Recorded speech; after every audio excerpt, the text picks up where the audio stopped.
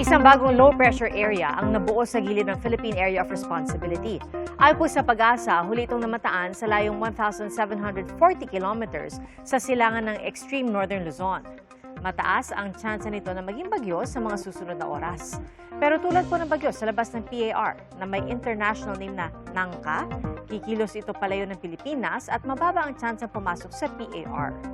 Ang LPA at bagyo sa silangan ng PAR ang nakaiimpluwensya sa habagat. Kaya asahan pa rin ang maulang panahon na posibleng magtagal hanggang sa unang araw ng susunod na linggo. Sa datos ng Metro Weather, may mga inaasahang pag-ulan bukas ng umaga sa Ilocos Region, ilang bahagi ng Central Luzon, Calabarzon at sa Mindoro Provinces. Pagsapit ng hapon, halos buong hilag ng Luzon na ang uulanin. Mayroon ding kalat-kalat na ulan sa Central Luzon, Calabarzon, Bicol Region at ilang bahagi ng Mimaropa. Sa Metro Manila, posible ang malawakang pag-ulan sa umaga pero inaasahang bagya itong mababawasan sa hapon. Maaliwalas na panahon naman ang inaasahan sa malaking bahagi ng Visayas at Mindanao. Maliban po sa Western Visayas at Negros Island Region.